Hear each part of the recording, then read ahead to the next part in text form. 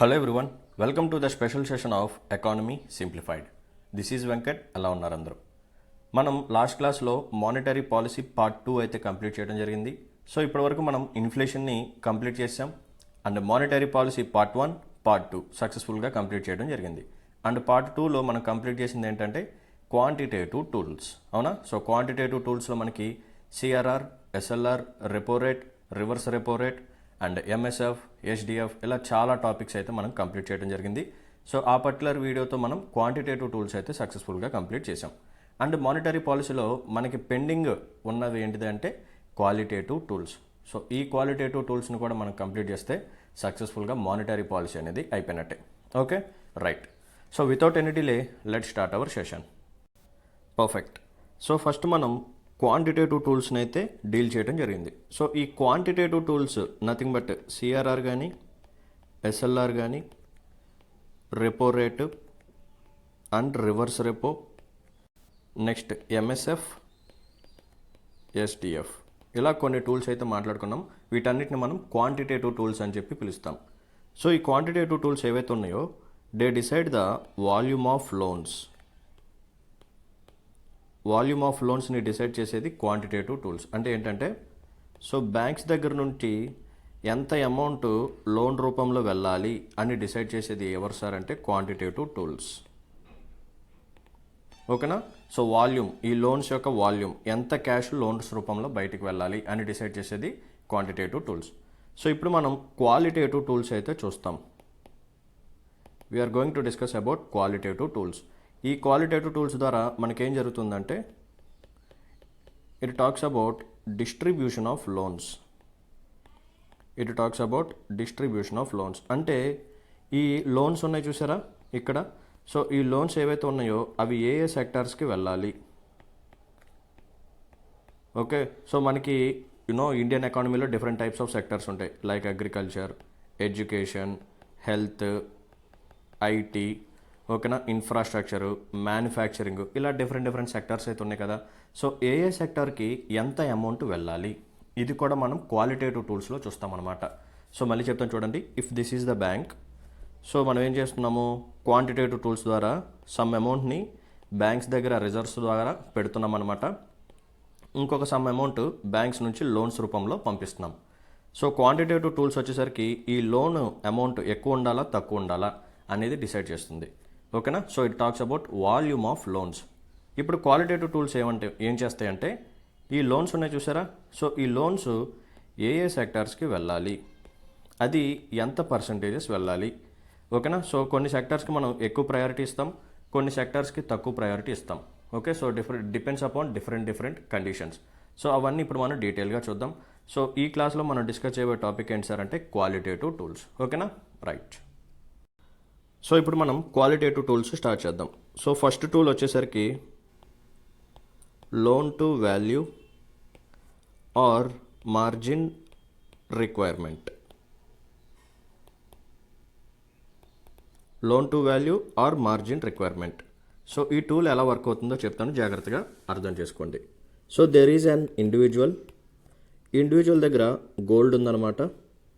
ఈ గోల్డ్ యొక్క value 1 lakh rupees అనుకోండి. ఓకేనా? ఇక్కడ గోల్డ్ అనేది ఒక అసెట్, ఈ అసెట్ యొక్క వాల్యూ 1 lakh. పర్ఫెక్ట్. సో ఇతనికి మనీ కావాలి. సో మనం ఏం మాట్లాడుకున్నాం, గోల్డ్ అనేది ఒక హైలీ లిక్విడిటీ అసెట్. సో మనం దీన్ని ఈజీగా క్యాష్ రూపంలోకి కన్వర్ట్ చేయొచ్చు.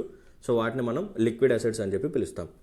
సో ఇతను ఏం చేస్తాడు, ఒక బ్యాంక్ దగ్గరకో లేకపోతే మనకి కనిపించే ముత్తూట్ కానీ మనపురం కానీ ఇటువంటి గోల్డ్ లోన్స్ ప్రొవైడ్ చేసే ఈ సర్వీసెస్ దగ్గరికి మనం ఈ ఇండివిజువల్ అనేది వెళ్ళాడనమాట.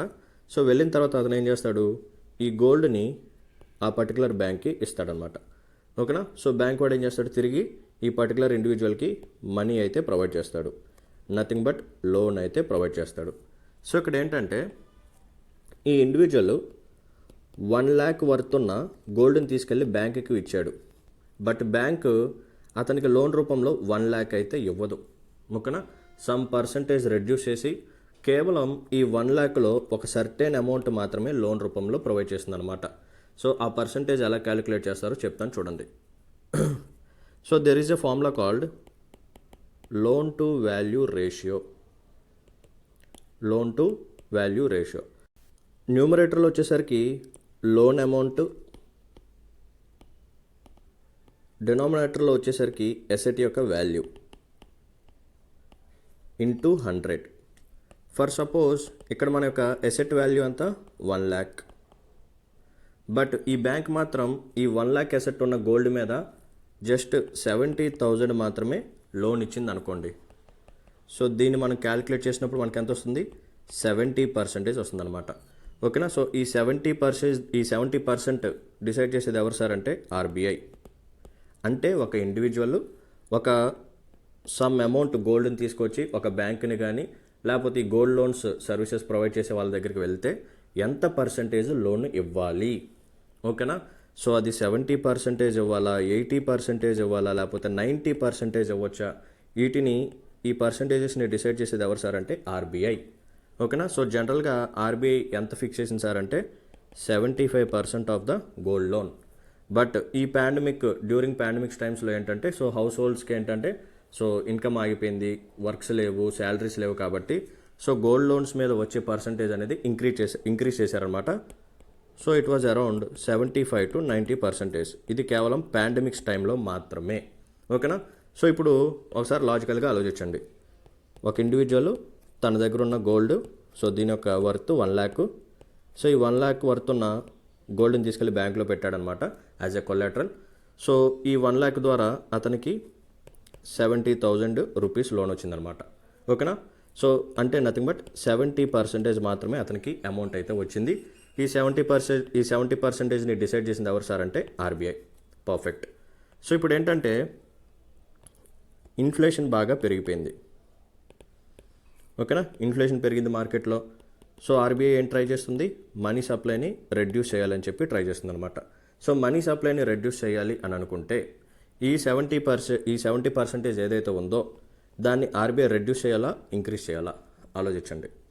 సో ఆన్సర్ వచ్చేసరికి డిక్రీజ్ చేయాలన్నమాట. ఓకేనా.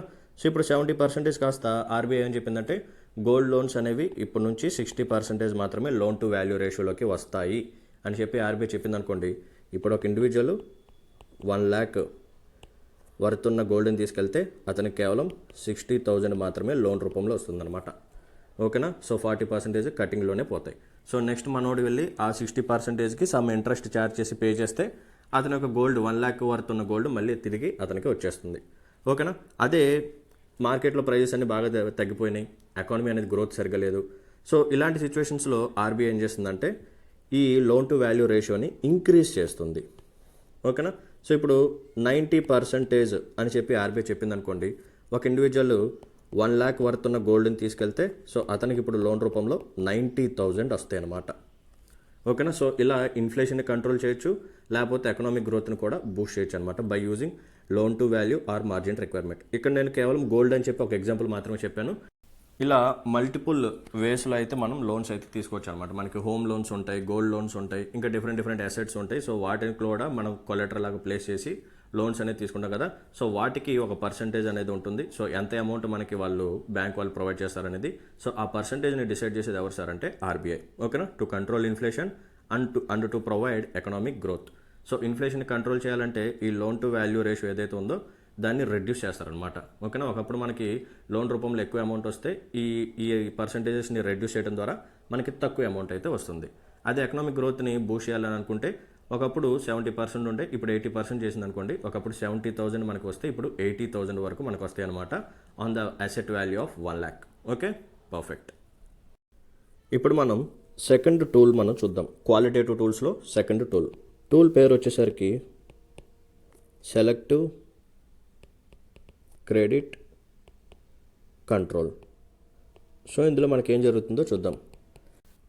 So there are different types of sectors in Indian economy. మన ఇండియన్ ఎకానమీలో డిఫరెంట్ సెక్టార్స్ అయితే ఉన్నాయి. సో వాటిలో కొన్ని ఎగ్జాంపుల్స్ వచ్చేసరికి అగ్రికల్చర్, నెక్స్ట్ హెల్త్, తర్వాత ఎడ్యుకేషన్, తర్వాత ఆటోమొబైల్ ఇండస్ట్రీ, లేకపోతే ఇంకా ఐటీ అండ్ కమ్యూనికేషన్. ఇలా డిఫరెంట్ టైప్స్ ఆఫ్ సెక్టార్స్ అయితే మన ఇండియన్ ఎకానమీలో ఉన్నాయన్నమాట. రైట్. సో ఈ సెలెక్టివ్ క్రెడిట్ కంట్రోల్ ద్వారా ఆర్బీఐ ఏం చేస్తుంది సార్ అంటే it controls down payment number of installments and it also controls the tenure of loan. Okay na? For suppose there is an individual, he want to purchase a bike. ఒక బైక్ని individual purchase చేయాలి అని అనుకున్నాడు, perfect. But unfortunately ఈ bike యొక్క price వచ్చేసరికి 2 lakhs అనుకోండి for example. But ఇతని దగ్గర కేవలం 50,000 మాత్రమే ఉన్నాయి. ఓకేనా, ఇతని దగ్గర 50,000 మాత్రమే ఉన్నాయి. But he wants this particular bike. ఈ బైక్ యొక్క వర్త్ వచ్చేసరికి 2 lakhs. సో ఇప్పుడు ఇతను ఏం చేస్తాడు, ఈ లోన్ రూపంలో, ఓకేనా, అంటే ఈఎంఐస్ ద్వారా ఈ బైక్ని పర్చేస్ చేసుకొని పర్ మంత్ ఈఎంఐని పే చేస్తూ ఉంటాడనమాట. సో ఈ 50,000 అతను ఏం చేస్తాడంటే డౌన్ పేమెంట్ రూపంలో పే చేసి రిమైనింగ్ 1,50,000 ఏదైతే ఉందో, సో దీన్ని లోన్ రూపంలో తీసుకొని ఈఎంఐస్ పర్ మంత్ పే చేస్తూ ఉంటాడనమాట బై యాడింగ్ సమ్ ఇంట్రెస్ట్. ఇది నార్మల్గా జరిగే ప్రాసెస్. సో ఇక్కడ ఆర్బీఐ ఏం చేస్తుందంటే ఈ డౌన్ పేమెంట్స్ని రెగ్యులేట్ చేస్తూ ఉంటుందన్నమాట. అంటే ఒక పర్టికులర్ సెక్టార్లో దానికి సంబంధించిన గూడ్స్ని మనం పర్చేస్ చేయాలనుకుంటే దాని యొక్క డౌన్ పేమెంట్ ఇంక్రీజ్ చేయటం, లేకపోతే దాని యొక్క డౌన్ పేమెంట్ డిక్రీజ్ చేయటం, ఓకేనా, based up on the situations. For suppose ఈ ఆటోమొబైల్ ఇండస్ట్రీలో ఇన్ఫ్లేషన్ బాగా పెరిగింది అనుకోండి. ఆటోమొబైల్ ఇండస్ట్రీలో ఇన్ఫ్లేషన్ బాగా పెరిగింది అంటే ఒక పర్టికులర్ సెక్టార్ మాత్రమే బాగా ఇన్ఫ్లేషన్కి గురవుతుంది. నథింగ్ బట్ ఈ బైక్స్ కానీ కార్స్ కానీ బాగా ప్రైజెస్ పెరిగిపోతున్నాయి. సో ఆర్బీఐ ఏమనుకుంటుందంటే లేదు, ఈ బైక్స్ కార్స్ ప్రైజెస్ బాగా పెరిగిపోతున్నాయి, వీటిని మనం రెడ్యూస్ చేయాలి, వీటిని మళ్ళీ మనం నార్మల్ ప్రైజెస్కి తీసుకురావాలని చెప్పి అనుకుందనుకోండి. సో ఇప్పుడు ఏం చేస్తుంది, వీటి యొక్క డిమాండ్ని రెడ్యూస్ చేస్తుంది అనమాట. ఎలా సార్ అంటే డౌన్ పేమెంట్స్ని ఇంక్రీజ్ చేసింది అనుకోండి. సో ఒకప్పుడు ఏంటంటే ఒక 10 ఇండివిజువల్స్ పర్ డే బైక్స్ని పర్చేస్ చేస్తున్నారు. సో ఇక్కడ డిమాండ్ అనేది బాగా పెరుగుతుంది, సప్లై అనేది నార్మల్గానే ఉంది. సో అందుకని ప్రైజెస్ పెరిగాయి అనుకోండి. సో ఇప్పుడు ఏం చేస్తుంది ఆర్బీఐ, డౌన్ పేమెంట్ని ఇంక్రీజ్ చేసింది. అంటే ఒకప్పుడు 50,000 నీకు పే చేస్తే 2 lakhs వర్త్ ఉన్న బైక్ని నీకు ఇచ్చేస్తారు. రిమైనింగ్ 1,50,000కి ఈఎంఐస్ ద్వారా నువ్వు కట్టేసుకోవచ్చు. బట్ ఇప్పుడు ఆర్బీఐ ఏం చెప్పిందంటే నో 50,000 డౌన్ పేమెంట్ అనేది ఇంకా సరిపోదు, you have to pay at least 80,000. So 80,000 నువ్వు పే చేస్తేనే నువ్వు 2 lakhs వర్త్ ఉన్న బైక్ వస్తుంది. రిమైనింగ్ 1,20,000ని నువ్వు ఈఎంఐస్ ద్వారా కట్టుకో. అంటే ఒకప్పుడు 50,000 ఉన్న ఇండివిజువల్ కూడా బైక్ కొనేవాడు, ఇప్పుడు జస్ట్ 80,000 రూపీస్ ఎవరి దగ్గర అయితే ఉంటాయి ఇనీషియల్గా అతను మాత్రమే బైక్ని పర్చేస్ చేయగలడు అనమాట. సో ఇక్కడ ఏం జరుగుతుంది, number of customers purchasing daily. So ఎక్కువ మంది డైలీ ఇంతకుముందు 10 members కొంటే ఇప్పుడు జస్ట్ అకౌంట్ 5 members వచ్చే ఛాన్సెస్ ఉంటాయి. అంటే లైక్ ఏంటంటే డౌన్ పేమెంట్ని ఇంక్రీజ్ చేయడం ద్వారా డిమాండ్ని మనం రెడ్యూస్ చేస్తున్నాం అనమాట. ఇది ఒక type of controlling. Next number of installments. So ఇందాక 1,50,000కి నువ్వు 24 months ద్వారా ఈజీగా పే చేసేసుకోవచ్చు అని అనుకోండి. సో అప్పుడు అతను కూడా ఓకే 24 months కాబట్టి నాకు కూడా ఆ 1,50,000 ఎక్కువ ఇంట్రెస్ట్ పడినా సరే పర్ మంత్ నాకు తక్కువ అమౌంట్ కట్టుకోవచ్చు కాబట్టి సో అతను కూడా ఈజీగా తీసుకోవడానికి ట్రై చేస్తాడు. ఇప్పుడు ఆర్బీఐ నో నువ్వు కేవలం ఈ యొక్క 1,50,000ని నువ్వు 12 monthsలోనే పూర్తి చేయాలి. సో మీరే ఇమాజిన్ చేసుకోండి, 1,50,000ని 24 monthsలో కట్టేటప్పుడు ఆ కస్టమర్కి అంత పెయిన్ తెలియదు. అదే 12 monthsలో కట్టాలనుకుంటే సో ఎక్కువ అమౌంట్ని ఈ 12 monthsలోనే కంప్లీట్ చేసేయాలి. సో ఇప్పుడు అతను ఏంటంటే ఓకే ఇంత అమౌంట్ నేను పే చేయాలా, సో పర్ మంత్ వెళ్ళిపోతుంది, సో నా యొక్క బేసిక్ నీడ్స్ కూడా నేను సాటిస్ఫై చేసుకోలేనని చెప్పి ఆ బైక్ని పర్చేస్ చేయటం అతను ఆగిపోతాడనమాట. ఓకేనా. సో ఇలా ఆర్బీఐ ఏం చేస్తుందంటే ఈ డౌన్ పేమెంట్స్ని, నెంబర్ ఆఫ్ ఇన్స్టాల్మెంట్స్ని, ఈ లోన్ యొక్క టెన్యూర్ని కంట్రోల్ చేసుకుంటూ ఓకేనా ఇంక్రీజ్ చేయడం కానీ డిక్రీజ్ చేయడం కానీ, సో ఇటువంటి వాటిని మెజర్మెంట్స్ని తీసుకొని ఆ పర్టికులర్ సెక్టర్ యొక్క డిమాండ్ని బేస్ చేసుకొని వాటి యొక్క ప్రైజెస్ని కంట్రోల్ చేయటమా, లేకపోతే ప్రైజెస్ బాగా తగ్గిపోయిన కండిషన్స్ కూడా ఉంటాయి. కొన్ని సెక్టర్స్లో ఏంటంటే ప్రైజెస్ అనేవి బాగా తగ్గిపోతాయి. సో అటువంటిప్పుడు ఏం చేస్తుంది, డౌన్ పేమెంట్స్ని డిక్రీజ్ చేస్తుంది అనమాట. అంటే నెంబర్ ఆఫ్ కస్టమర్స్ని ఎక్కువ మందిని కొనుక్కోండి, డౌన్ పేమెంట్స్ తగ్గిపోయాయి, బైక్ యొక్క డౌన్ పేమెంట్ ఇంతకుముందు 80,000 ఉంది కదా, ఇప్పుడు మీరు 80,000 కట్టాల్సిన అవసరం లేదు, జస్ట్ 30,000 కడితే మీకు బైక్ వచ్చేస్తుంది. అండ్ రిమైనింగ్ లోన్ అమౌంట్ను కూడా మీరు 24 monthsలో పే చేసుకోండి, లేకపోతే 36 monthsలో పే చేసుకున్నాను అనుకుంటే ఏం జరుగుతుంది, ఒకప్పుడు జస్ట్ 5 members పర్ డే కొనుక్కునే వాళ్ళు ఇప్పుడు 10 members అవుతారు. సో ఇప్పుడు ఏం జరుగుతుంది, ఎక్కువ మంది వెళ్ళి పర్చేస్ చేయడం స్టార్ట్ చేశారు, అంటే ఆటోమేటిక్గా డిమాండ్ అనేది మళ్ళీ పుంజుకుంటుంది అనమాట. సో డిమాండ్ అనేది పెరిగితే ఎక్కువ నెంబర్ ఆఫ్ వెహికల్స్ని ఆటోమొబైల్ సెక్టర్ వాళ్ళు కూడా ప్రొడ్యూస్ చేస్తూ ఉంటారు. సో ఇలా ప్రొడ్యూస్ చేయడం ద్వారా మళ్ళీ సప్లై సైడ్ కూడా బాగా పెరుగుతుంది, అండ్ ప్రొడక్షన్ కూడా బాగా పెరుగుతుంది, అండ్ ఎంప్లాయ్మెంట్ ఆపర్చునిటీస్ పెరుగుతాయి. ఫైనల్గా ఎకానమీ అనేది గ్రో అవుతుంది అనమాట. సో ఇక్కడ మీరు గుర్తుపెట్టుకోవాల్సింది ఏంటంటే there is inflation and there is economic growth. ఇన్ఫ్లేషన్ని కంట్రోల్ చేయాలి అని అనుకుంటే డౌన్ పేమెంట్స్ని ఇంక్రీజ్ చేయాలి అండ్ నెంబర్ ఆఫ్ ఇన్స్టాల్మెంట్స్ని రెడ్యూస్ చేయాలి. Okay, perfect. అదే ఎకానమీని గ్రో చేయాలని అనుకుంటే డౌన్ పేమెంట్ యొక్క వాల్యూ ఏదైతే ఉందో దాన్ని డిక్రీజ్ చేయాలి. సో అప్పుడు ఎక్కువ మంది కొనుక్కోవడానికి ఫీజిబిలిటీ అయితే ఉంటుందన్నమాట. So more number of customers can now purchase A particular bike. So అప్పుడు ఆటోమొబైల్ ఇండస్ట్రీలో ఒకవేళ గ్రోత్ అనేది లేకపోతే ఇప్పుడు గ్రోత్ అనేది స్టార్ట్ అవుతుంది. రైట్, ఇప్పుడు నెంబర్ ఆఫ్ ఇన్స్టాల్మెంట్స్ని ఇంక్రీజ్ చేస్తారనమాట. అంటే ఒకప్పుడు 12 monthsలోనే నువ్వు ఆ రిమైనింగ్ లోన్ అమౌంట్ నువ్వు కట్టేయాలని అనుకుంటే ఇప్పుడు 24 months లోపు నువ్వు కట్టుకోవచ్చు అనుకుంటే ఓకే, ఇంట్రెస్ట్ పెరిగినా కానీ నువ్వు 24 monthsలో ఈజీగా పే చేసుకోవచ్చు, లేకపోతే 36 months అయినా సరే ఇంక్రీజ్ చేయొచ్చు అనమాట. సో ఇలా ఒక పర్టికులర్ సెక్టర్ ఏదైతే ఉందో దాని యొక్క డిమాండ్ పెంచాలన్నా లేకపోతే దాని యొక్క డిమాండ్ డిక్రీజ్ చేయాలన్నా, సో డిమాండ్ ఎప్పుడు నువ్వు డిక్రీజ్ చేస్తావు, ప్రైజెస్ అనేది బాగా పెరిగిపోతున్నాయి అని అనుకున్నప్పుడు దాని యొక్క డిమాండ్ని డిక్రీజ్ చేస్తావు అనమాట. డిమాండ్ నువ్వు ఎప్పుడు ఇంక్రీజ్ చేస్తావు, ఎందుకంటే ఆ పర్టికులర్ సెక్టర్ అనేది బాగా డల్ అయిపోయింది. సో దాని ద్వారా ఎటువంటి బెనిఫిట్స్ కానీ ఇన్కమ్ కానీ ఓకేనా బాగా డల్ అయిపోయింది, ఎక్కువ పర్చేసింగ్ లేదు. సో ఇది కానీ ఇలాగే ఉంటే ఆ పర్టికులర్ సెక్టర్ అనేది బాగా డ్యామేజ్ అయిపోతుంది, ఓవరాల్ ఎకానమీ మీద ఇంపాక్ట్ పడే ఛాన్సెస్ ఉన్నాయని చెప్పి ఆ పర్టికులర్ సెక్టర్ని మాత్రమే నువ్వు బూస్ట్ చేయాలి. సో ఇక్కడ క్వాలిటేటివ్ టూల్స్లో ఇదే మనకి బెనిఫిట్ అనమాట. ఈ యొక్క క్వాలిటేటివ్ టూల్స్లో ఒక పర్టికులర్ సెక్టర్ని మనం టార్గెట్ చేసి ఇంక్రీజ్ చేయొచ్చు, లేకపోతే దాని యొక్క డిమాండ్ని డిక్రీజ్ చేయొచ్చు. అదే క్వాంటిటేటివ్ టూల్స్లో ఏంటంటే ఒక పర్టికులర్ సెక్టర్ని నువ్వు టార్గెట్ చేసి ఓకేనా దాంట్లో కొంచెం గ్రోత్ నువ్వు తీసుకురావాలని ట్రై చేసినప్పుడు ఈ క్వాంటిటేటివ్ టూల్స్ యొక్క ఇంపాక్ట్ రిమైనింగ్ సెక్టర్స్ మీద కూడా పడిపోతుంది అనమాట. ఒకవేళ రిమైనింగ్ సెక్టర్స్ అన్నీ మంచి కండిషన్లో ఉన్నాయనుకోండి, కేవలం ఒక ఆటోమొబైల్ ఇండస్ట్రీనే డల్గా ఉందనుకోండి, నువ్వు క్వాంటిటేటివ్ టూల్స్ యూస్ చేసినప్పుడు ఈ ఆటోమొబైల్ సెక్టర్ అనేది గ్రోత్లోకి వస్తుంది, బాగానే ఉంటుంది. బట్ ఈ రిమైనింగ్ 3 సెక్టర్స్ ఏవైతే ఉన్నాయో వాటిలో ఇన్ఫ్లేషన్ వచ్చే ఛాన్స్ ఉంటుందన్నమాట. ఎందుకంటే వీటి మీద కూడా క్వాంటిటేటివ్ టూల్స్ అప్లై అయిపోతాయి. అదే క్వాలిటేటివ్ టూల్స్ ఏవైతే ఉన్నాయో అది కేవలం ఆటోమొబైల్ ఇండస్ట్రీ మీదే మనం అప్లై చేయొచ్చు అనమాట. అంటే ఆటోమొబైల్ ఇండస్ట్రీలో నువ్వు డౌన్ పేమెంట్స్ కంట్రోల్ చేయొచ్చు, నెంబర్ ఆఫ్ ఇన్స్టాల్మెంట్స్ కంట్రోల్ చేయొచ్చు, అండ్ టెన్యూర్ ఆఫ్ లోన్ కూడా నువ్వు కంట్రోల్ చేయొచ్చు అనమాట. ఓకేనా, right. So this is all about selective credit control. Next third important tool వచ్చేసరికి ప్రయారిటీ సెక్టర్ లెండింగ్.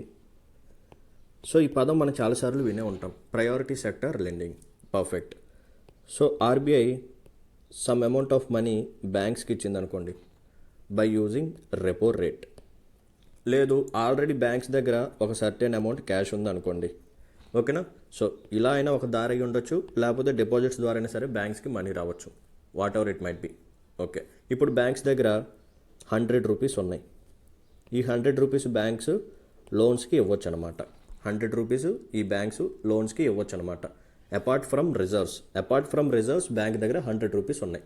సో ఇప్పుడు ఆర్బీఐ ఏం చెప్తుందంటే ఈ 100 రూపీస్లో ఒక సర్టెన్ పర్సంటేజ్ నువ్వు ఈ సెక్టార్కి ఇవ్వాలి, అండ్ ఇంకొక సమ్ పర్సంటేజ్ ఈ సెక్టార్కి ఇవ్వాలి, అండ్ ఇంకొక పర్సంటేజ్ ఈ సెక్టార్కి ఇవ్వాలి, అండ్ రిమైనింగ్ బ్యాలెన్స్ అమౌంట్ ఏదైతే ఉందో అది నీ ఇష్టం, యువర్ విష్, నువ్వు ఏ సెక్టార్కైనా ఇచ్చుకో.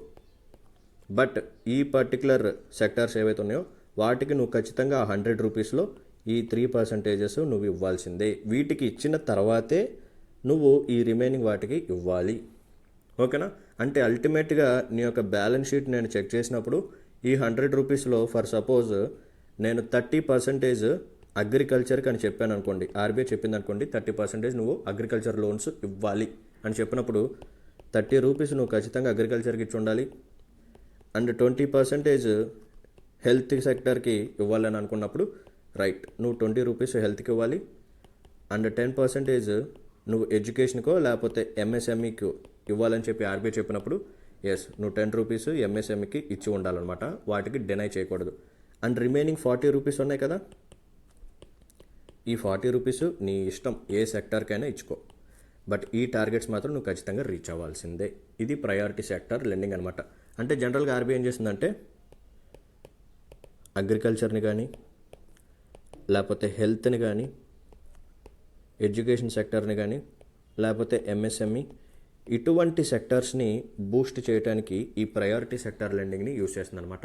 సో జనరల్గా బ్యాంక్స్ ఏం చేస్తాయంటే అగ్రికల్చర్ లోన్స్ ఇవ్వడానికి ఇష్టపడవు. దానికి రీజన్ ఏంటంటే ఫార్మర్స్ వచ్చి బ్యాంక్స్ని అప్రోచ్ అయినప్పుడు, సో ఫార్మర్స్ బ్యాంక్స్ని లోన్స్ అడిగినప్పుడు బ్యాంక్ ఏం అడుగుతుంది, పక్కాగా ఖచ్చితంగా కొలాటరల్ అనేది అడుగుతుందన్నమాట. బ్యాంక్ విల్ ఆస్క్ కొలాటరల్, అంటే ఏదైనా ఒకటి తాకట్టు పెట్టాలి. సో ఫార్మర్ దగ్గర ఏముంటుంది, జనరల్గా ల్యాండ్ డాక్యుమెంట్స్ ఉంటాయి. సో అతనికి ఉన్న పొలం ఏదైతే ఉందో దానికి సంబంధించిన ఆస్తి పత్రాలు అయితే ఉంటాయి అన్నమాట.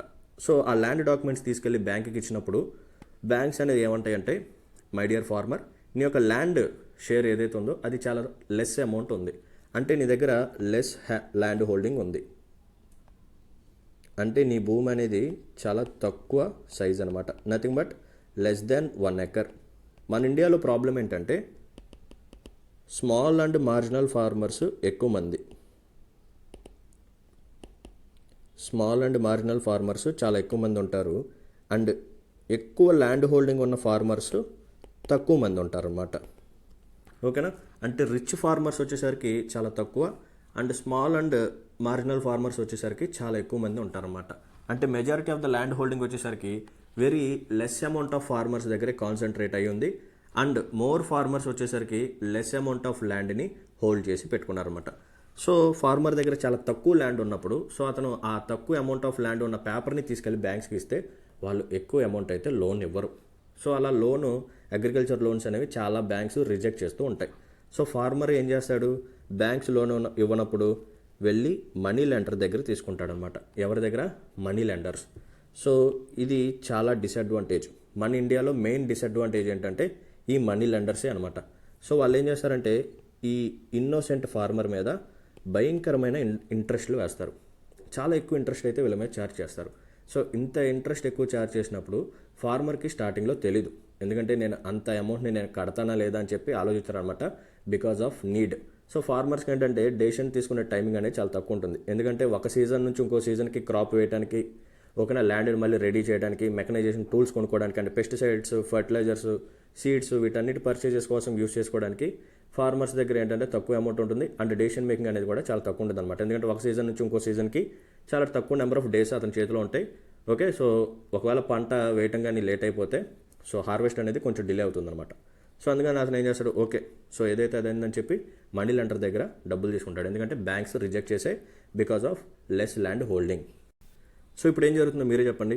ఈ ఇన్నోసెంట్ ఫార్మర్ ఎవరైతే ఉన్నారో అతను ప్రిన్సిపల్ అమౌంట్ పే చేయలేడు, ఇంట్రెస్ట్ కూడా పే చేయలేడు.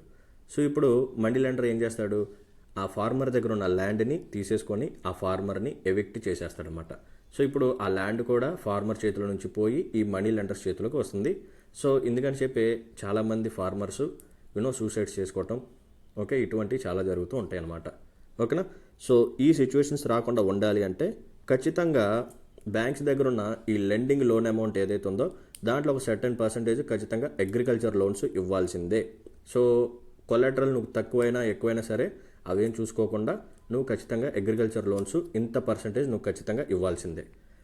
సో ఇప్పుడు ఏంటంటే అగ్రికల్చర్ లోన్స్ అనేవి ఇంక్రీజ్ అవుతాయి. Next MSMEs. చాలామందికి ఏంటంటే ఆంటర్ప్రెన్యూర్స్ అవ్వాలని చెప్పి కోరుకుంటుంది. ఏదైనా ఒక న్యూ ఐడియా వచ్చి ఒక స్మాల్ బిజినెస్ని మనం స్టార్ట్ చేసి ఒక క్రియేటివ్ థింకింగ్తో ఒక ఆంటర్ప్రెన్యూర్ అవ్వాలని చెప్పి చాలామందికి ఉంటుంది. మన ఇండియాలో ఏంటంటే ఒకరి కింద మనం పనిచేయటం కంటే మనం ఒక ఆపర్చునిటీని క్రియేట్ చేసే వాళ్ళలాగా అవ్వాలని చెప్పి చాలా తక్కువ మందికి ఐడియా వస్తుందన్నమాట. మనం జనరల్గా ఏంటంటే ఓకే ఏదైనా సరే ఒక డీసెంట్ అమౌంట్ ఆఫ్ ప్యాకేజ్ వచ్చిన జాబ్ వస్తే చాలు అని అనుకుంటాం, కానీ మనమే ఒక 50 మెంబర్స్కి జాబ్ క్రియేట్ చేసే కంపెనీ మనం పెట్టాలి అని చెప్పి చాలా తక్కువ మంది అనుకుంటారు. అవునా? ఒకవేళ అనుకున్న ఆ తక్కువ మందికి కూడా ఏంటంటే ఇనీషియల్గా కావాల్సింది ఏంటి, క్యాపిటల్ కావాలి. సో క్యాపిటల్ కావాలంటే ఖచ్చితంగా మనం వెళ్ళి బ్యాంక్ని అప్రోచ్ అవ్వాలి. సో బ్యాంక్ వాళ్ళు ఏం అడుగుతారు, మళ్ళీ కొలాటరల్ అడుగుతాడు. బట్ ఒక మిడిల్ క్లాస్ గాయ దగ్గర ఒక పర్టికులర్ కంపెనీ పెట్టేంత కొలాటరల్ కావాలి అనుకుంటే ఇమాజిన్ చేసుకోండి, అతని దగ్గర ఉంటుందా, ఉండదు. సో అలాంటప్పుడు ఏం చేస్తుంది, అతను ఏం చేస్తాడు, మనీ లెండర్స్ దగ్గరికి వెళ్తాడు, లేకపోతే వేరియస్ అదర్ సోర్సెస్ చూసుకొని మళ్ళీ వాటి మీద హై ఇంట్రెస్ట్లు ఛార్జ్ చేయడం ద్వారా అతను కూడా రీపే చేయడం కష్టమైపోతుంది. సో అతను కూడా డెట్ ట్రాప్లో పడిపోతాడు అన్నమాట. సో ఇప్పుడు ఆర్బీఐ ఏం చేస్తుందంటే ఎంఎస్ఎంఈస్ ఎవరైతే వచ్చి ఇలా ఎంఎస్ఎంఈస్ పెట్టుకోవడానికి క్యాపిటల్ని అడుగుతారో సో వాళ్ళకు కూడా ఇంత percentage of loans banks provide చేయాలి అని చెప్పి అడుగుతుందన్నమాట. ఒకవేళ వాళ్ళు తిరిగి రీపే చేయలేకపోతే గవర్నమెంట్ సైడ్ నుంచి కొంతమంది ఇన్వాల్వ్ అయ్యి, సో గవర్నమెంట్ కూడా అప్పుడప్పుడు ఈ ఫార్మర్స్ ఎవరైతే రీపే చేయలేరో సో వాళ్ళ తరపున గవర్నమెంట్ కూడా అమౌంట్ బ్యాంక్స్కి పే చేస్తుంది అనమాట. సో ఇటువంటి మెజర్స్ కూడా గవర్నమెంట్ చాలా తీసుకుంటుంది. ఓకేనా. సో రైతులు ఎవరైతే లోన్ తీసుకుని వాళ్ళకి కట్టలేరో అందుకని రుణమాఫీలు అని చెప్పి మనం చూస్తూ ఉంటాం. ఇదే జరిగేది. సో రైతులు ఇలా లోన్స్ తీసుకొని వాళ్ళు తిరిగి రీపే చేయలేకపోతే ఆ పర్టికులర్ బ్యాంక్స్కి గవర్నమెంట్ రీపే చేస్తుంది అనమాట ఫార్మర్ సైడ్ నుంచి. ఓకేనా. రైట్. సో ఇది ప్రయారిటీ సెక్టర్ లెండింగ్. సో ఏ సెక్టర్ని అయితే మనం బూస్ట్ చేయాలని అనుకుంటున్నామో, ఏ సెక్టర్ అయితే బాగా డల్గా ఉంది, సో దీంట్లో ఖచ్చితంగా ఇన్వెస్ట్మెంట్ పెరగాలి. ఓకేనా. ఇలాంటి సిచ్యువేషన్స్ వచ్చినప్పుడు ఆర్బీఐ ఏం చేస్తుందంటే ఈ పర్టికులర్ సెక్టర్కి ఇంత పర్సెంటేజ్ ఆఫ్ లోన్స్ నీ యొక్క బ్యాలెన్స్ షీట్ నుంచి వెళ్ళాలి, ఒకవేళ వెళ్ళకపోతే నీ మీద పెనాల్టీస్ కానీ ఇంట్రెస్ట్ రేట్లు కానీ నేను ఇంక్రీజ్ చేస్తాను అని చెప్పి ఆర్బీఐ స్ట్రిక్ట్ వార్నింగ్స్ అయితే ఇస్తుందన్నమాట. ఓకేనా. So this is all about priority sector lending.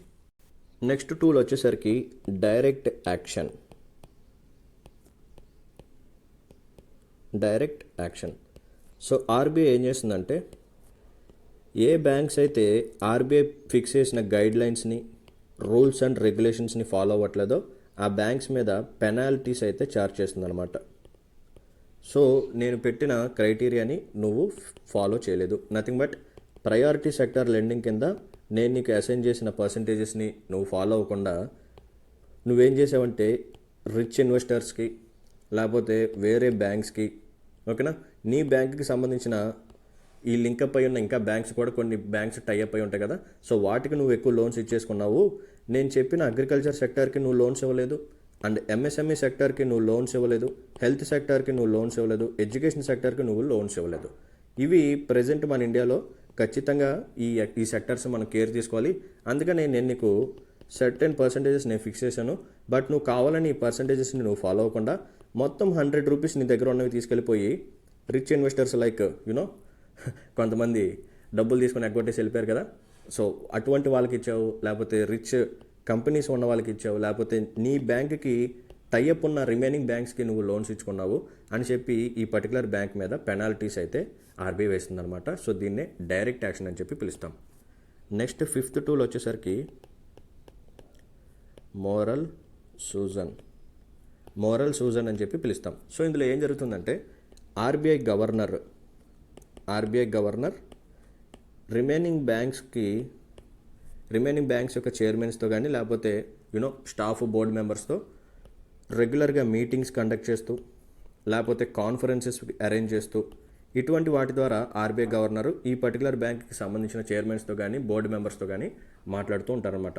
Okay banks, నేను మీకు ఈ ఆర్బీఐ తరపు నుంచి మేము ఇటువంటి రెగ్యులేషన్స్ లేకపోతే ఇన్స్ట్రక్షన్స్ అయితే ఇస్తున్నాము, సో మీరందరూ ఖచ్చితంగా వీటిని ఫాలో అవ్వాల్సిందే. మేము ఇక్కడ రెపో రేట్ కానీ రివర్స్ రెపో రేట్ కానీ ఈ పర్సంటేజెస్ చేంజ్ చేస్తున్నాము. సో సిఆర్ఆర్ ఎస్ఎల్ఆర్ ఈ పర్సంటేజెస్ అన్నీ చేంజ్ చేస్తున్నాం కదా, సో వాటి తాలూకా రిఫ్లెక్షన్ కూడా మీరు కస్టమర్స్ మీద చూపించాలి వెంటనే.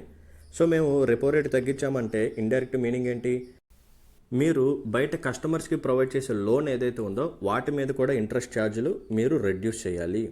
ఒకవేళ మేము చెప్పింది మీరు చేయకుండా మీరు స్టిల్ ఇంట్రెస్ట్ రేట్లు ఎక్కువే ఉంచారనుకోండి, కస్టమర్స్ ఎవరు లోన్స్ తీసుకోరు, మేము అనుకున్న ఎకానమిక్ గ్రోత్ అనేది జరగదు. సో ఒకవేళ ఆర్బీఐ ఇన్ఫ్లేషన్ని కంట్రోల్ చేయాలని అనుకోండి, సో ఇన్ఫ్లేషన్ కంట్రోల్ చేయాలనుకుంటే ఆర్బీఐ ఏం చేస్తుంది, జనరల్గా రెపో రేట్ని ఇంక్రీజ్ చేస్తుంది. అప్పుడు బ్యాంక్స్ దగ్గర ఉన్న లెండింగ్ కెపాసిటీ ఏదైతే ఉందో సో అది తగ్గే ఛాన్సెస్ ఉంటాయి. ఓకేనా. సో ఇప్పుడు ఏం చేయాలి, బ్యాంక్స్ ఖచ్చితంగా ఇంట్రెస్ట్ రేట్లు ఇంక్రీజ్ చేయాలి. Point number 1.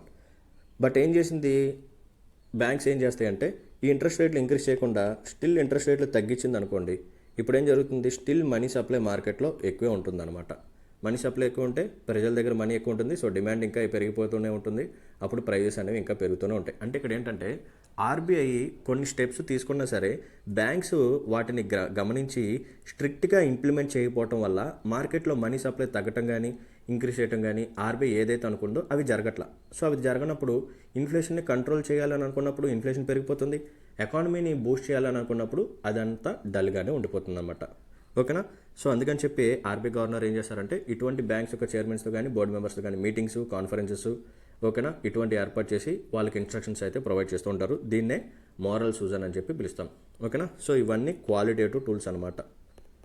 సో వీటితో క్వాలిటేటివ్ టూల్స్ కూడా మనం కంప్లీట్ చేయడం జరిగింది. So we successfully completed quantitative tools and qualitative tools. ఇప్పుడు మనం లిమిటేషన్స్ ఆఫ్ మానిటరీ పాలసీ మాట్లాడుకుందాం. What are the limitations of monetary policy? ఈ మానిటరీ పాలసీకి కొన్ని డిసడ్వాంటేజెస్ అయితే ఉన్నాయి. సో జాగ్రత్తగా చెప్తాను, లాజికల్గా థింక్ చేయండి. ఒకసారి వెస్ట్రన్ కంట్రీస్ గురించి మనం మాట్లాడుకుందాం. సో వెస్ట్రన్ కంట్రీస్లో ఉన్న ఇండివిజువల్స్ ఎవరైతే ఉన్నారో వీళ్ళు జనరల్గా కన్జ్యూమరిస్ట్ లైఫ్ స్టైల్ని ఎక్కువగా ఫాలో అవుతారు. They follow consumerist lifestyle. Perfect. So consumerist lifestyle అంటే ఏంటి సార్?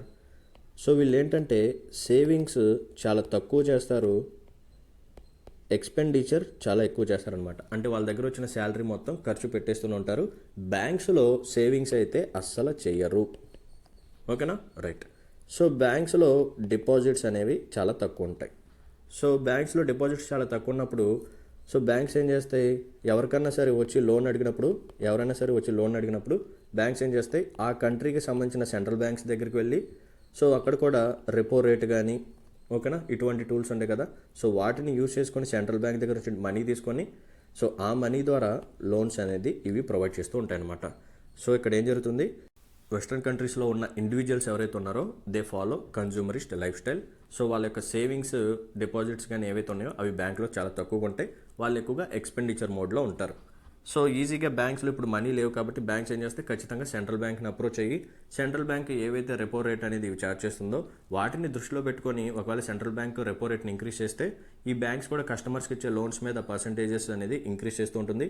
ఒకవేళ సెంట్రల్ బ్యాంక్ రెపో రేట్ని డిక్రీజ్ చేస్తే ఈ బ్యాంక్స్ కూడా కస్టమర్స్కి ఇచ్చే లోన్స్ మీద పర్సంటేజెస్ని రెడ్యూస్ చేస్తూ ఉంటుంది అనమాట. అంటే ఇక్కడ ఏం జరుగుతుంది?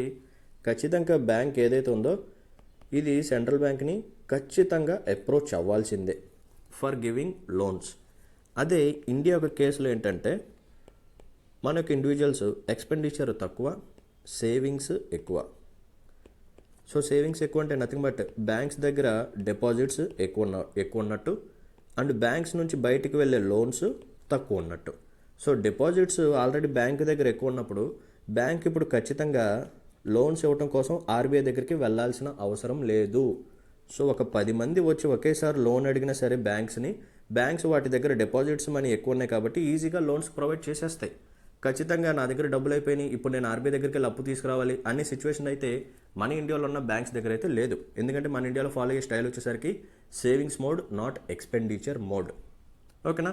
సో ఇక్కడ ఏం జరుగుతుందంటే ఆర్బీఐ ఫిక్స్ చేసిన ఈ మానిటరీ పాలసీ ఏదైతే ఉందో లేకపోతే ఆర్బీఐ ఏదైతే రెపో రేట్ ద్వారానో లేకపోతే రివర్స్ రెపో రేట్ ద్వారానో ఇలా డిఫరెంట్ టూల్స్ ద్వారా ఆర్బీఐ ఏం చేస్తుంది? ఇన్ఫ్లేషన్ కానీ ఎకానమీ గ్రోత్ని కానీ కంట్రోల్ చేస్తూ ఉంటుంది. సో ఈ టార్గెట్స్ ఏవైతే ఉన్నాయో అవి ఆర్బీఐ అచీవ్ చేయలేకపోతుంది అనమాట. ఎందుకంటే బ్యాంక్స్ ఇప్పుడు ఆర్బీఐని అప్రోచ్ అయ్యే సిచ్యువేషన్స్ అయితే చాలా తక్కువ ఉన్నాయి. ఎందుకంటే బ్యాంక్స్ దగ్గర ఆల్రెడీ డిపాజిట్స్ చాలా ఎక్కువ ఉన్నాయి కాబట్టి ఆర్బీఐ రెపో రేట్ ఇంక్రీజ్ చేసినా, డిక్రీజ్ చేసినా, రివర్స్ రెపో రేట్ ఇంక్రీజ్ చేసినా, డిక్రీజ్ చేసినా, లేకపోతే ఎస్డిఎఫ్, ఎంఎస్ఎఫ్ ఇలా డిఫరెంట్ టూల్స్ ఉన్నాయి. సో వీటన్నిటిలో ఆర్బీఐ ఎటువంటి చేంజ్ తీసుకొచ్చినా సరే బ్యాంక్ అసలు పట్టించుకోదు. ఎందుకంటే ఇవన్నీ ఎప్పుడు ఉపయోగపడతాయి? బ్యాంక్ అనేది ఆర్బీఐ దగ్గరికి వెళ్ళి మనీని డిపాజిట్ చేయటమో లేకపోతే ఆర్బీఐ దగ్గర నుంచి మనీని లోన్ రూపంలో తీసుకోవటమో ఇటువంటి చేసినప్పుడే ఈ టూల్స్ అనేవి ఉపయోగపడతాయి. కానీ అసలు బ్యాంక్ ఆర్బీఐ దగ్గరికి వెళ్ళాల్సిన అవసరం లేదు. ఎందుకంటే బ్యాంక్ దగ్గర చాలా అమౌంట్ ఆఫ్ డిపాజిట్స్ ఉన్నాయి.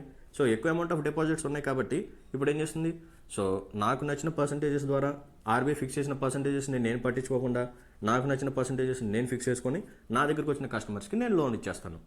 ఆర్బీఐ నాకు రెపో రేట్ తగ్గించిందని చెప్పి నేను కూడా తక్కువ పర్సంటేజెస్కి నేను ఎందుకు లోన్స్ ఇచ్చుకుంటా? ఎందుకంటే నేను ఆర్బీఐ దగ్గరికి వెళ్ళాల్సిన అవసరం లేదు.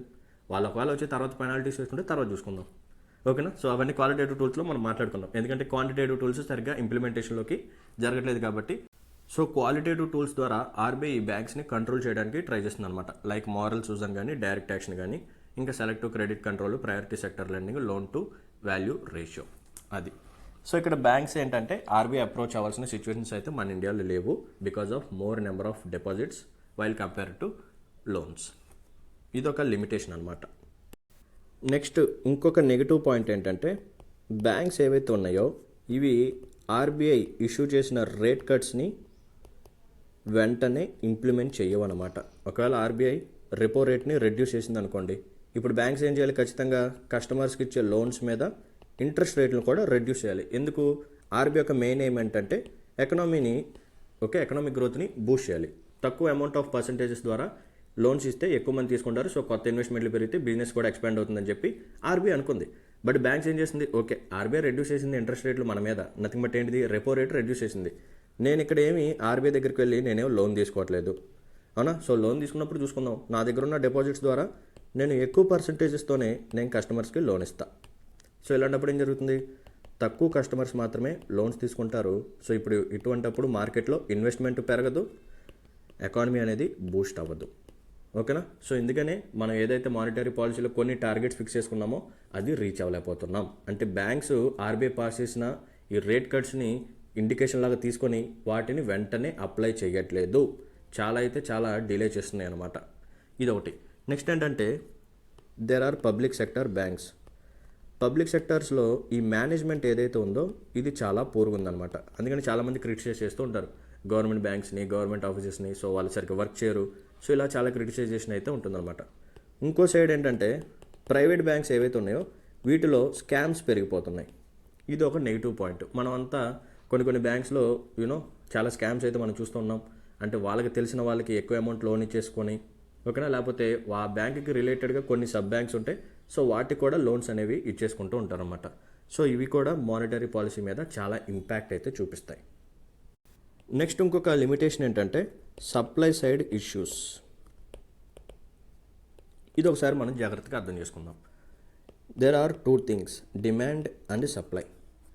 సప్లై నార్మల్గానే ఉండి డిమాండ్ పెరిగింది అనుకోండి, ఇప్పుడు ఏం జరుగుతుంది, ప్రైజెస్ పెరుగుతాయి, it leads to inflation. Clear.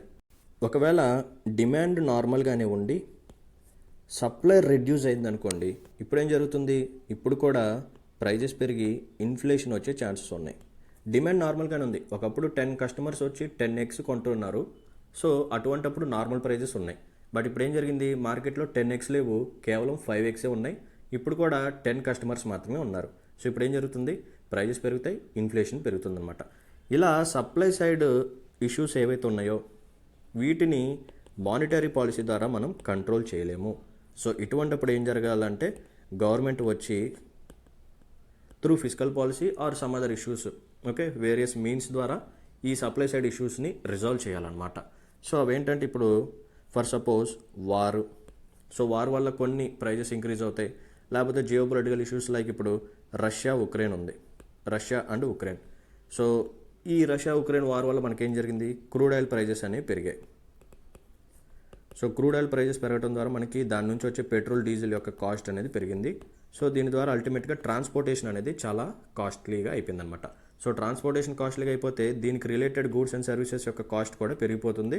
So ఇలాంటప్పుడు నువ్వు మానిటరీ పాలసీలో ఇప్పుడు దాకా మనం మాట్లాడుకున్న క్వాలిటేటివ్ టూల్స్ ఇవేం వర్క్ అవ్వవు. ఎందుకంటే ఇక్కడ బ్యాంక్స్ ఏమి ఇన్వాల్వ్ అవ్వట్లా. ఇక్కడ బ్యాంక్స్ ఏమి ఈ క్రూడ్ ఆయిల్ బయట కంట్రీస్ నుంచి కొనుక్కొని వచ్చి బ్యాంక్స్ ఈ పెట్రోల్ డీజిల్ని ఎక్స్ట్రాక్ట్ చేసి, సో ఇవి బ్యాంక్స్ ఏమి అమ్మట్లా. ఇక్కడ జరిగేది ఏంటి, బయట కంపెనీస్ వేరే కంట్రీస్ దగ్గర నుంచి పర్చేస్ చేసుకుంటున్నాయి. బట్ ఇక్కడ ఏంటంటే because of some Jio political issues ఆ క్రూడ్ ఆయిల్ ప్రైజెస్ పెరగడం ద్వారా మార్కెట్లో డిఫరెంట్ గూడ్స్ అండ్ సర్వీసెస్ యొక్క ప్రైజెస్ పెరిగిపోయినాయి, ఇన్ఫ్లేషన్ అనేది పెరిగింది. సో ఇటువంటిప్పుడు మానిటరీ పాలసీ వల్ల ఎటువంటి ఇంపాక్ట్ అయితే ఉండదు, ఓకేనా. సో ఇప్పుడు గవర్నమెంట్ అనేది ఇన్వాల్వ్ అయ్యి ఈ ఇష్యూస్ని రిజాల్వ్ చేయాలన్నమాట. ఇంకోటి వచ్చేసరికి infrastructure. So infrastructure government provide చేయాలి. ఒకవేళ గవర్నమెంట్ ఇన్ఫ్రాస్ట్రక్చర్ ప్రొవైడ్ చేయలేకపోతే సో తక్కువ కంపెనీస్ అక్కడ ఎస్టాబ్లిష్ అవుతాయి. ఒక కంపెనీ అక్కడ ఎస్టాబ్లిష్ అవ్వాలంటే ఇన్ఫ్రాస్ట్రక్చర్ బాగుండాలి, లైక్ రోడ్స్ కానీ, ఎలక్ట్రిసిటీ ఫెసిలిటీస్ కానీ, లైటింగ్ కానీ, ఇంకా డిఫరెంట్ ఫెసిలిటీస్ ఇన్ఫ్రాస్ట్రక్చర్ మనం ప్రొవైడ్ చేస్తే అప్పుడు ఎక్కువ మంది కంపెనీస్ అక్కడ పెడతారు. సో అప్పుడు మనం ఏదైతే ఎకనామిక్ గ్రోత్ అనుకున్నామో అది బూస్ట్ అవుతుంది. ఇన్ఫ్రాస్ట్రక్చర్ ప్రొవైడ్ చేయకుండా ఆర్బీఐ నేను తక్కువ పర్సంటేజ్కే నేను బ్యాంక్స్కి లోన్ ఇస్తున్నాను, ఇప్పుడు బ్యాంక్స్ కూడా మీకు తక్కువ పర్సంటేజ్గా లోన్స్ ఇస్తాయి, నేను ఇంకా ప్రయారిటీ సెక్టర్ లెండింగ్లో ఈ ఎంఎస్ఎంఈస్ పెట్టుకుంటారా బాబు అని చెప్పి నేను తక్కువ పర్సంటేజెస్కే లోన్స్ ఇచ్చామని చెప్పి నేను బ్యాంక్స్కి చెప్పాను, మీరు వచ్చి లోన్స్ తీసుకోండి, ఎంఎస్ఎంఈస్ లేకపోతే స్మాల్ ఇండస్ట్రీస్ మీరు పెట్టుకోండి అని చెప్పి అన్నా కానీ ఎవరంటారు, అరే బాబు నువ్వు తక్కువ అమౌంట్కి లోన్ ఇస్తున్నావు, నాకు ఇబ్బంది ఏం లేదు, కాకపోతే నేను ఇండస్ట్రీ పెట్టాలంటే అక్కడ నాకు కావాల్సిన ఎక్విప్మెంట్ నేను వెళ్ళాలి అని అనుకుంటే నా ప్రాపర్ రోడ్ ఫెసిలిటీ ఉండాలి, అక్కడ ఎలక్ట్రిసిటీ ఫెసిలిటీ ఉండాలి, అవునా, లేకపోతే ట్రాన్స్పోర్టేషన్ అనేది సరిగ్గా ఉండాలి, లేకపోతే నాకు పోర్ట్ ఫెసిలిటీ ఉండాలి, అవునా, లేకపోతే కార్గో షిప్పింగ్ ఫెసిలిటీస్ ఉండాలి. ఇవేం లేనప్పుడు నేను కంపెనీ ఇండస్ట్రీ పెట్టాలంటే ఆ ఎక్విప్మెంట్ నేను ఎలా తెచ్చుకోవాలి, అవునా. ఫస్ట్ ఇన్ఫ్రాస్ట్రక్చర్ని ప్రొవైడ్ చేయి, ఆ తర్వాత నువ్వు లోన్స్ తక్కువ పర్సంటేజ్తో నువ్వు నాకు ఇవ్వు, అప్పుడు నేను కంపెనీ పెట్టుకుంటా అని చెప్పి అందరూ అంటూ ఉంటారన్నమాట. సో ఇలా ఈ మానిటరీ పాలసీ మీద చాలా లిమిటేషన్స్ అయితే ఉంటాయి. సో ఇవన్నీ మీకు మెయిన్స్లో రాయడానికి చాలా బ్యూటిఫుల్ పాయింట్స్ అవుతాయి అనమాట. ఓకేనా, right. So this is all about monetary policy. So మనం మానిటరీ పాలసీ అంటే ఏంటో చూసాం, మానిటరీ పాలసీ కమిటీ గురించి తెలుసుకున్నాం, క్వాంటిటేటివ్ టూల్స్ చూసాం, క్వాలిటేటివ్ టూల్స్ చూసాం, and what are the limitations on monetary policy కూడా చూసాం. సో చాలా కాంప్రహెన్సివ్గా అన్ని పాయింట్స్ మీకు అర్థమయ్యేలాగా చాలా ఎక్కువ టైం తీసుకొని క్రిస్టల్ క్లియర్ ఎగ్జాంపుల్స్తో మీకు ఎక్స్ప్లెయిన్ చేయడం జరిగింది. సో నెక్స్ట్ క్లాస్లో ఏంటంటే యాక్చువల్గా నేను ఫిజికల్ పాలసీ స్టార్ట్ చేద్దాం అనుకున్నాను, ఎందుకంటే మానిటరీ పాలసీ తర్వాత ఫిజికల్ పాలసీ వస్తేనే మీకు క్రిస్టల్ క్లియర్ అండర్స్టాండింగ్ అయితే వస్తుంది. బట్ సమ్ స్టూడెంట్స్ అయితే నాకు మెసేజ్ చేయడం జరిగింది, సార్ ప్రజెంట్ గ్రూప్ 2 ఎగ్జామ్స్ అయితే వస్తున్నాయి టీఎస్పీఎస్సీ. సో దాంట్లో మాకేంటంటే మానిటరీ పాలసీ లేదు, but we have a chapter called national income. So national income చాప్టర్ని కూడా ఇలాగే చాలా డీటెయిల్గా మీరు చెప్తున్నారు క్లాసెస్. సో ఆ చాప్టర్ని కూడా ఫస్ట్ మీరు కంప్లీట్ చేయండి సార్, ఎందుకంటే మాకు గ్రూప్ 2కి చాలా తక్కువ టైమే ఉంది, ఎక్కువ డేస్ అయితే లేదు. సో నేషనల్ ఇన్కమ్ని ఫస్ట్ కంప్లీట్ చేయండి సార్ అని చెప్పి సో కొంతమంది స్టూడెంట్స్ నాకు మెసేజ్ చేయడం జరిగింది. సో అందుకనే నేను నెక్స్ట్ క్లాస్లో నేషనల్ ఇన్కమ్ చాప్టర్ని స్టార్ట్ చేయబోతున్నాను. సో యూపీఎస్సీకైనా సరే అండ్ అప్కమింగ్ టీఎస్పీసీ గ్రూప్ 2కి ఈ నేషనల్ ఇన్కమ్ చాప్టర్ అనేది చాలా ఇంపార్టెంట్. అండ్ ట్రస్ట్ మీ, మంచి క్లాస్ అయితే నేను ప్రొవైడ్ చేస్తాను. సో నేషనల్ ఇన్కమ్ని కూడా నేను ఒక సిరీస్ లాగా ప్లాన్ చేసి మోస్ట్ కాంప్రహెన్సివ్గా డీల్ చేస్తాను. సో ఖచ్చితంగా ఆ సెషన్స్ని యూస్ చేసుకోండి. ఓకేనా, perfect. So let's call it a day then. See you in the next session. Until then, take care. Bye bye. Jai Hind.